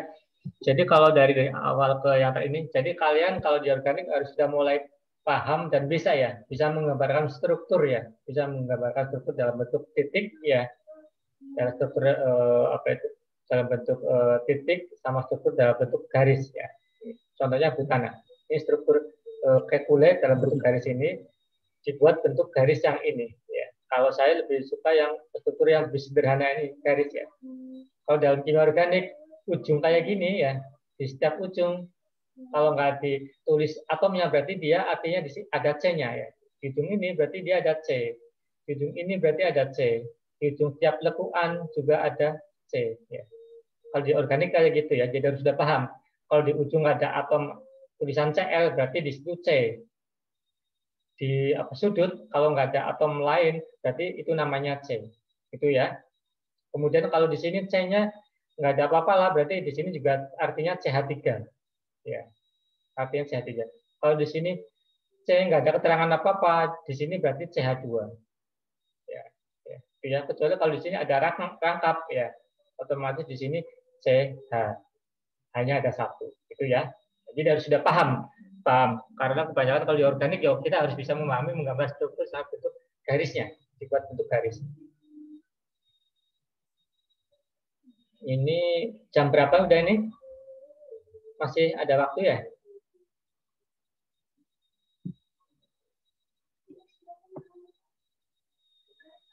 Masih ada ya? Masih ada waktunya ya? Kita lanjutkan ya. Ini beberapa contoh ya penulisan struktur ya. Kayak struktur yang ini 2-metil 1,3-butadiana dibuat struktur garisnya kayak gini ya. Kita sudah paham. Kalau di sini berarti ada H ini ada H atau H ini di sini di titik ini. Otomatis kalau C kan tangannya 4 ya. Udah ada 4 berarti di sini nggak ada H gitu loh. Ya kan? Ya. Di sini kalau di sini ada atom hidrogennya nggak ini di titik ini? Hitung aja di sini cuman C-nya tangannya baru 1, 2, 3. Berarti di sini ada 1 atom H, gitu kan ya? Gitu. Ya, jadi di C ini hanya ada 1. Di sini hanya ada berapa ini di ujung ini? Karena di ujung nggak ada keterangan apa-apa, ya C-nya otomatis mengikat H3, CH3 di ujung. Ya. Itu ya. Beberapa contoh penulisan. Ya. Ini contoh soal ya. Coba ntar kalian coba apa itu namanya, coba kalian kerjakan ya. Kalau suatu saat ada soalnya keluar, ya, coba kalian ntar dikerjakan dulu ya. Ada 6 soal ini. Mungkin sekarang saya akan mencoba ulas sedikit tentang stereoisomer ya, walaupun mungkin nggak sampai selesai tentang stereoisomer. Secara gambar umumnya stereoisomer ya. Ini contohnya CH3X ya. Ini rumus CH2X ya. CH hanya ada 2, X ya, jadi atomnya ada berbeda-beda ya. Kemudian kalau ini C maksudnya kalau ini C ikat 2 atom, hanya ada 3, X-nya ada 1. Kemudian ini C ikat 3 atom yang berbeda. Ya. Kemudian kalau pada contoh yang ini C ikat 4 atom yang berbeda. Ya. Jadi contoh yang di atas ini C-nya itu terikat sama 2 atom yang berbeda ya, atom X sama H. Contoh senyawa yang kedua, C terikat sama 3 atom yang berbeda, terikat sama X, sama Y, sama H, gitu kan ya. Kemudian contoh senyawa yang paling bawah ini contoh C yang terikat sama 4 atom yang berbeda, terikat X, Y, Z, H, itu ya. Jadi masing-masing tangan itu bisa mengikat ke atom, ya, bisa sama atomnya, bisa beda-beda, itu ya, itu ikatan dengan C-nya. Stereoisomer, isomer yang mengikat gugus yang sama, namun dengan susunan ruang geometri yang berbeda ya. Kalau yang disebut isomer itu gugusnya sama ya, gugusnya di situ sama itu. Jadi nggak ada beda antara struktur senyawa molekul 1 sama molekul 2. Gugusnya sama. Cuma yang berbeda itu struktur geometrinya. Ya, jadi posisinya aja di atas atau di bawah. Ya, bedanya di situ aja. Jadi gugusnya mah ada semua. Misalkan kalau ada 2 molekul ya, molekul A sama molekul B. Gugus yang ada di molekul A sama aja gugus yang ada di molekul B. Cuman posisinya mungkin ada perbedaan. Ya, mungkin di A Cl-nya posisinya di bawah. Kemudian di B Cl-nya posisinya di atas. Ya, hubungannya dengan geometrinya aja. Ya. Kalau gugus-gugusnya sama. Itu yang disebut sebagai stereoisomer atau isomer. Ya. Kemudian ada istilah juga enantiomer ya. Yang disebut enantiomer, stereoisomer, bayangan cermin yang tidak saling menutupi satu sama lain. Jadi kalau yang disebut enantiomer, jadi kalau senyawanya sama bayangannya, kalau kita tempelkan tidak menempel gitu loh. Nah, kalau sampai dengan tangan, kalau ini kan menempel ya, ya kan, itu bukan enantiomer ya, itu beda. Enantiomer itu stereomer bayangan cermin yang tidak saling menutupi satu sama lain. Jadi nggak menutup kayak gini, ya. Jadi beda kayak gini. Itu ya, itu enantiomer. Kalau dia stereoisomer yang bukan enantiomer, ya. Otomatis gitu ya. Mari kita buat satu-satu. Molekul bayangan cermin yang tidak dapat dihimpitkan disebut ini ya. Jadi bayangan cermin yang tidak dapat dihimpitkan disebut enantiomer tadi ya. Jadi misalkan ini aslinya ini bayangannya, ternyata ini berhimpit ya, ini bukan enantiomer ya karena dapat ditumpuk dihimpitkan. Ini kalau ini bukan enantiomer. Kalau bentuknya bayangannya kayak gini, ini yang namanya enantiomer gitu ya. Kemudian ini dari bahasa Yunani ya, enantio artinya berlawanan atau opposite ya. Kemudian enantiomer berkaitan dengan karbon tetrahedral. Ini beberapa contoh-contohnya asam laktat ya. Bla bla bla. Jadi ada yang enantiomer tersebut disebut positif ya. Jadi ada yang kalau kita sudah kenal senyawa organik ya, ada beberapa macam bentuk biasanya ya. Ada bentuknya itu cis trans ya, ada bentuknya itu D sama L ya, ada bentuknya itu positif negatif juga ada bentuknya E sama Z ya. Banyak macam ada bentuknya. Jadi kalau kita sudah berbicara senyawa organik dengan stereokimia, bentuknya macam-macam walaupun sama strukturnya, tapi dia bisa bentuknya kalau dalam geometri bisa cis atau trans ya. Bisa E sama Z bentuknya. Bisa D sama L ya.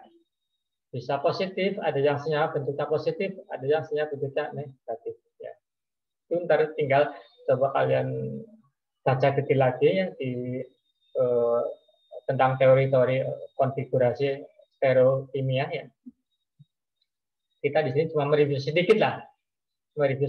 Cuman kalau di organik pasti kita harus kenal itu, harus paham dasarnya. Oh, kenapa ini disebut Z, kenapa disebut E, kenapa ini disebut cis, kenapa disebut trans ya, kenapa disebut struktur glukosa ini D, kenapa disebut L ya, kenapa disebut positif, kenapa disebut negatif ya. Itu harus paham. Ya.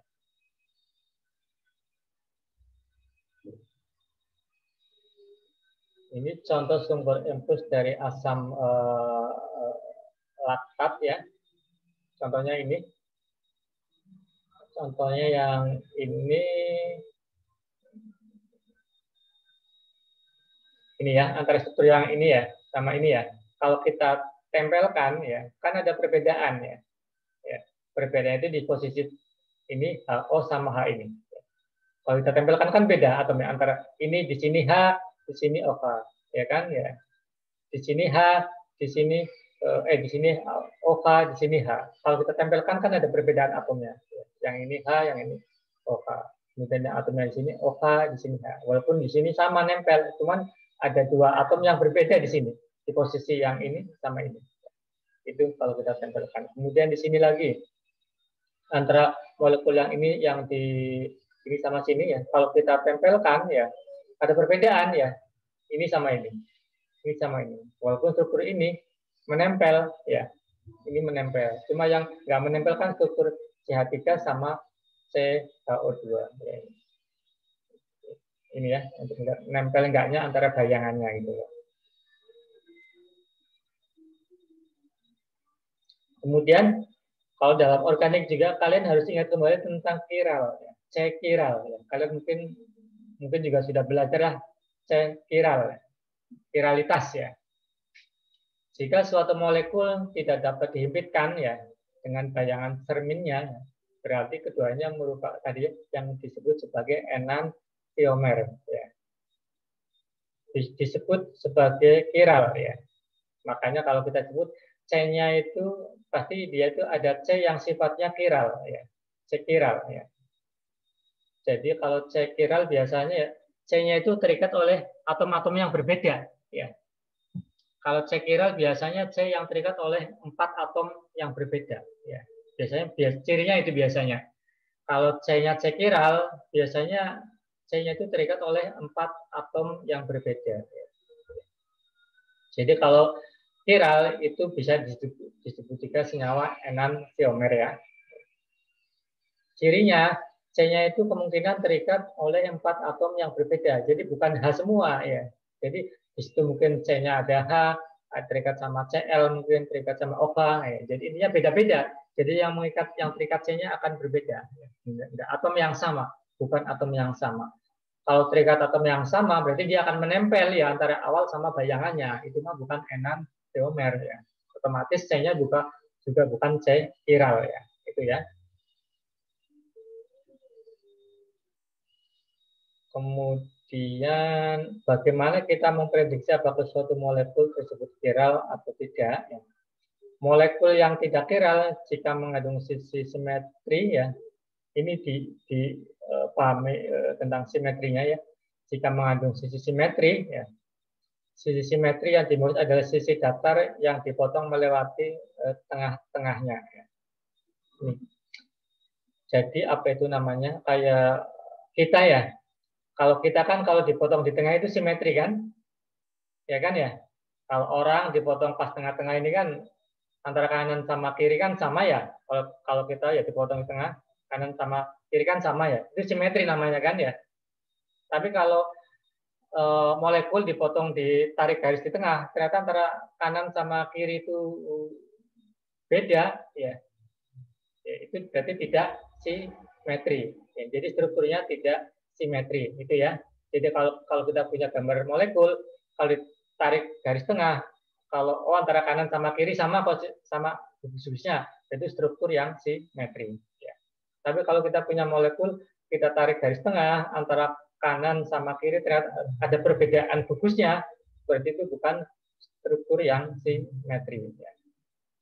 Ntar ada hubungannya dengan chiralnya. Molekul yang mempunyai sisi simetri ya, dalam berbagai kemungkinan dalam konfirmasi harus identik dengan bayangan cerminnya ya. Dan karena itu merupakan senyawa non chiral ya, atau achiral ya. Jadi kalau molekul ya, kalau molekul yang kalau kita tarik garis tengah kanan sama kiri itu sama ya, jadi punya bidang cermin, yaitu dia itu non chiral ya, dia itu non chiral atau achiral. Jadi dia bukan enantiomer. Itu ya. Ya. Jadi kalau gambar molekul ya kita tarik garis tengah, ternyata kanan sama kiri itu itu namanya tidak identik ya. Misalnya molekul yang umumnya kali ini kita fokuskan di sini aja dulu. Molekul yang mempunyai sisi simetri dalam berbagai kemungkinan ya dalam konfirmasi harus identik dengan bayangan cermin ya, dan karena itu mempunyai merupakan senyawa yang non chiral ya. Jadi kalau di sini dibahas itu senyawa yang kalau kita tarik garis tengah ternyata kanan sama kiri itu sama ya, jadi punya bayangan cermin. Punya bayangan cermin berarti dia disebut non chiral atau achiral ya. Otomatis kebalikan dari yang tadi yang enantiomer ya.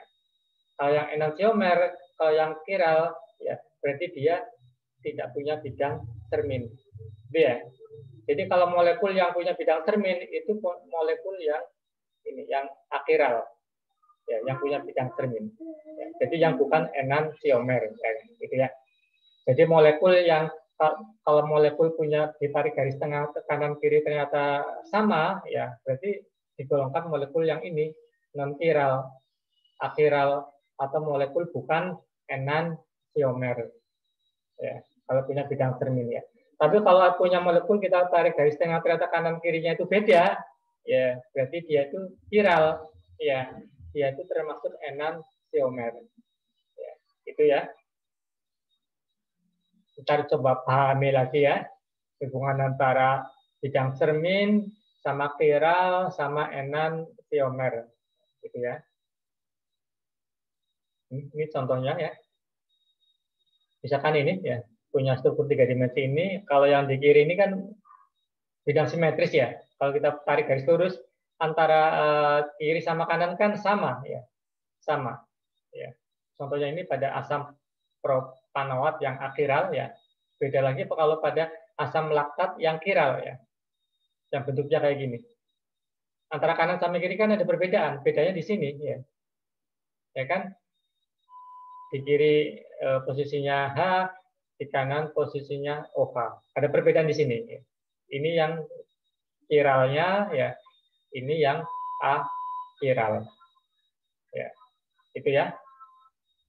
Jadi kalau kita potong garis tengah, dia punya bidang cermin enggak? Kalau punya bidang cermin, berarti dia akiral. Kalau akiral berarti bukan enantiomer. Ya, itu ya. Kalau yang ini berarti dia enantiomer. Itu ya. Ini secara diagram struktur. Ini contoh lainnya ya, senyawa-senyawa lainnya. Ini contohnya misalkan 5 bromo dekana ya. Kalau kita potong ya, kanan sama kiri kan sama. Ya kan? Kanan kiri kan sama. Ntar 1, 2, 3, 4 ya. Di sini 1, 2, 3, 4. Beda ya. Di kanan C-nya 4 ya, di kiri C-nya 5. Jadi tidak punya bidang cermin ya. Kalau kita potong di sini ternyata dia beda ya. Ternyata kanan kiri C-nya beda. Di kanan C-nya 4, di kiri C-nya 5. Makanya disebut kiral ya, karena tidak punya bidang cermin ya. Contoh lainnya itu ini metil siklohexana ya. Kalau ini juga sama ya. Kalau kita tarik garis tengah ya, ternyata di sini ada perbedaan di sini ya. Di sini H3, di sini H. Ya, ada perbedaan. Kemudian ini contoh lainnya 2-metil sikloheksanon ya. Ini ternyata ada perbedaan. Ya. Itu ya. Kemudian yang berikutnya aktivitas optikal ya. Tiap enantiomer murni mempunyai titik lebur dan titik didih yang sama dengan pasangannya. Jadi kalau kita lihat titik didih dan titik leburnya ya, antara enantiomer, kalau senyawa molekuler enantiomer murni itu sama ya. Kalau kita lihat titik didih, titik leburnya itu kemungkinan sama. Ya. Kemudian dua sifat yang berbeda untuk enantiomer dalam satu pasangan enantiomer yaitu antaraksi dengan senyawa kiral lain ya, ataupun antaraksi dengan cahaya terpolarisasi. Ini tentang aktivitas optikalnya. Dan ini tentang ini teori aja kita lewati. Mungkin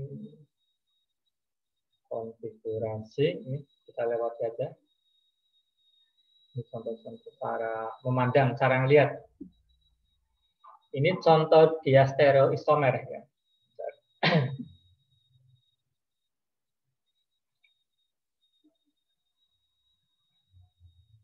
Ini ya. Ini pasangan dia stereoisomer ya, dari asam 2 amino 3 hidroksi butanoat ya. Ini contoh enantiomer. Ini contoh molekulnya, misalkan ini molekulnya ini ya. Bentuk ini maksudnya apa? R sama R ini ya.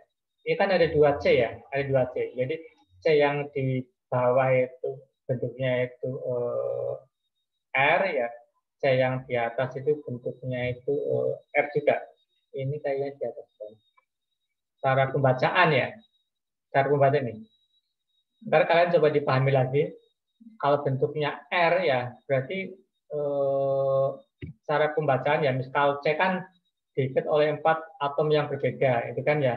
Jadi kita urutkan dari prioritas yang tertinggi sampai terendah. Dia akan perputarannya itu apa-apa, ataukah memutar searah jarum jam atau berlawanan dengan arah jarum jam. Itu ya. Kalau ternyata perputarannya searah jarum jam, berarti C-nya itu C bentuknya itu R. Ya. Kalau ternyata bentuknya perputaran itu bertolak belakang dengan arah jarum jam, misalkan perputarannya ke sini, ya. Berarti dia bentuknya itu S ya, sinister ya. Kalau R itu rectus ya, searah ya. Kalau S itu sinister, bertolak belakang ya. Jadi C kan tangannya 4 ya. Misalkan satu yang diikat Cl, satu yang diikat H, satu yang diikat OH. Kita urutkan mana yang prioritas tertinggi sampai prioritas terendah. Terus kita putar, memutarnya ataukah searah jarum jam ataukah bertolak belakang dengan jarum jam. Gitu ya. Kalau ternyata setelah kita urutkan, kita putar, ternyata putarannya searah jarum jam, berarti C-nya CR. Ya. Tapi kalau ternyata C-nya itu berputarnya bertolak belakang dengan arah jarum jam, berarti C-nya C bentuknya S. Ya, itu ya. Ini contoh kuat, contoh murid ini. C yang ini sama-sama bentuknya itu R ya. Jadi C yang di bawah sama di atas itu bentuknya R ya. Jadi makanya 2R, 3R. Maksudnya C yang di sini ya. Kalau yang C di sini kan C-nya ngikat CH3, C-nya ngikat OH, C-nya ngikat H, C-nya ngikat C yang di sini kan. Kan ngikat 4 gugus yang berbeda. Kemudian sama juga C yang di sini. Satu yang ikat H, satu yang ikat CO2H, satu yang ikat NH2, satu yang ikat ini. Itu ya. Makanya yang dihitung C ini. 2R sama 3R. Kalau dihitung urutannya yang di sini C1, C2, C3, C4 ya. Makanya yang kedua bentuknya R, yang ketiga bentuknya R ya. Kemudian ini bentuk cerminannya ya, bentuk cerminannya. Kalau kita cerminkan ya, ternyata bentuknya beda antara ininya. Apa itu bentuk C-nya ya? Ternyata ini C-nya ikat OH, kemudian CH3, kemudian H. Ternyata perputarannya jadi berbeda ya. Kalau yang ini memutarnya itu ke arah sini ya, ke arah jarum jam. Tapi setelah dicerminkan, dia berputarnya ternyata berputar ini berlawanan arah jarum jam. Ya. Maka bentuknya itu S, yang kedua itu S. Begitu juga dengan yang ketiga, kalau sudah kita urutkan, ternyata perputarannya itu juga berlawanan dengan arah jarum jam. Ya. Makanya yang ketiga juga bentuknya itu S. Ya. Ini. Jadi bentuknya senyawa yang 2 amino 3 hidroksibutanoat ya, kalau dicerminkan ya, kalau bentuknya kayak gini R menjadi S ya, dia akan enantiomer ya, enantiomer gitu ya. Jadi ya, kalau kita dicerminkan ya.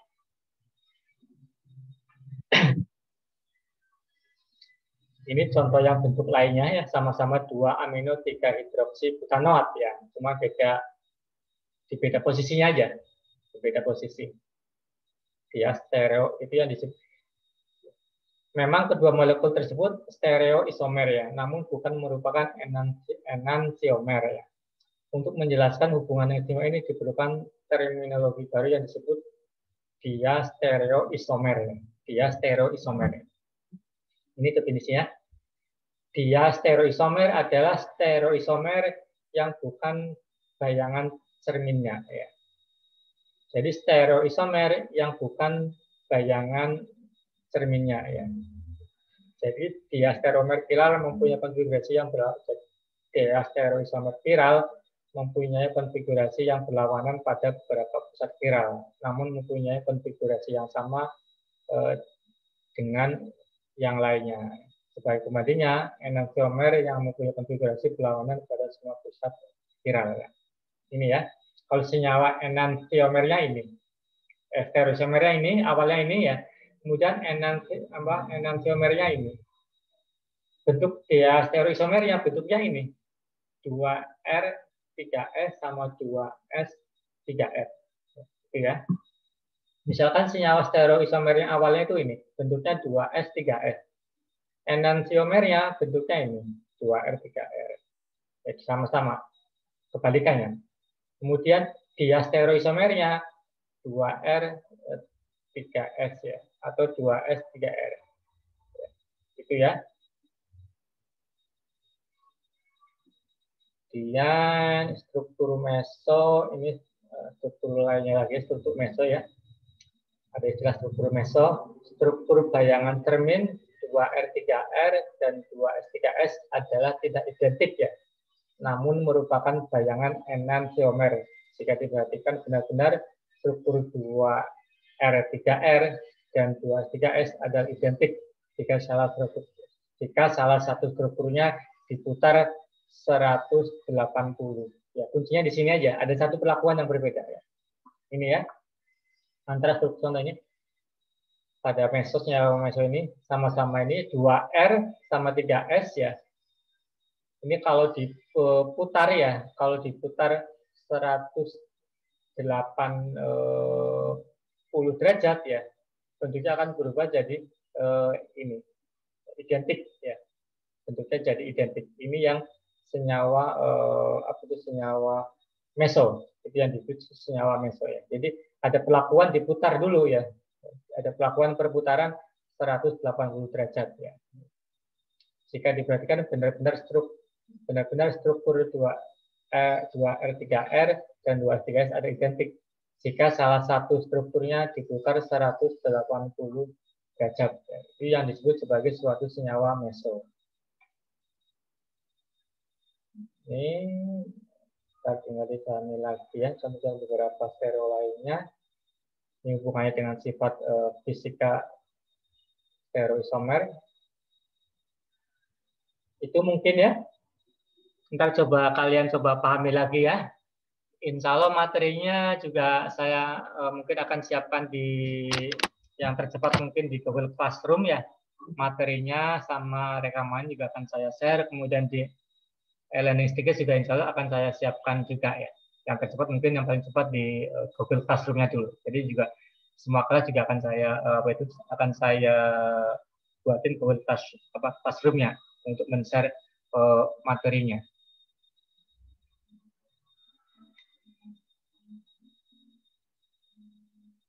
Itu ya materi untuk hari ini.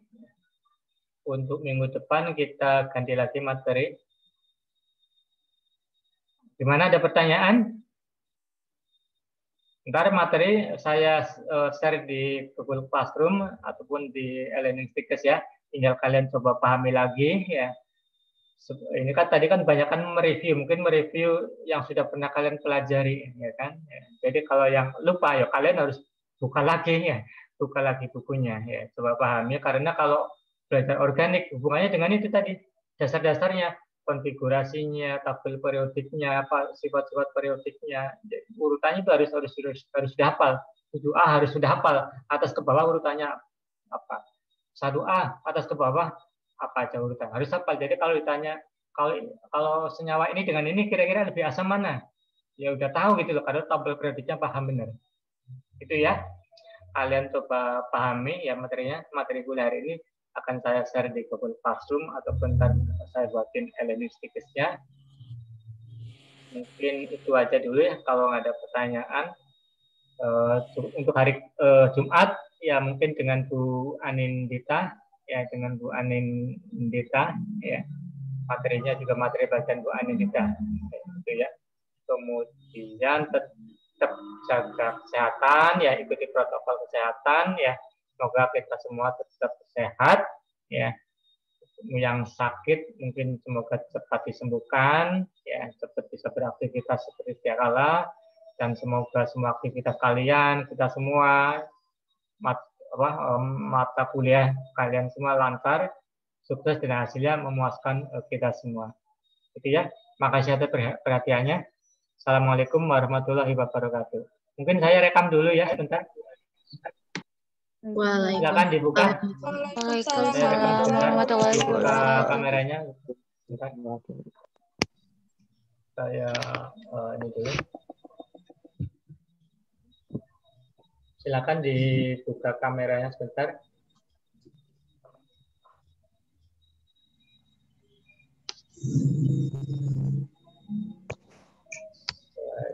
Slide yang pertama, 1, 2, 3. Slide yang kedua, 1, 2, 3. Makasih ya. Saya tutup Zoom-nya. Assalamualaikum warahmatullahi wabarakatuh. Waalaikumsalam. Waalaikumsalam warahmatullahi wabarakatuh.